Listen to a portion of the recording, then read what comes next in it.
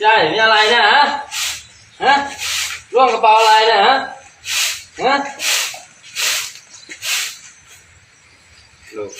ดูมันทำดูล่วงอะไรเนี่ยมีอะไรเนี่ยมีอะไรเนี่ยมีอะไรมีอะไรมีอะไรอ่ะมีอะไรกระเป๋ามีอะไรเนี่ยเนี่ยมีอะไรอ่ะในกระเป๋ามีน้ำอ้อย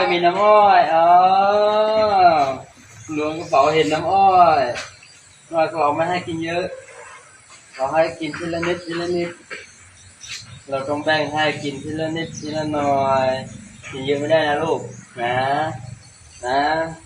แม่ก็อยากกินนะเนี่ยแม่ก็อยากกินเนี่ยเอาแม่ล้วงกระเป๋าไม่ได้เอาต้องให้เลยโอ้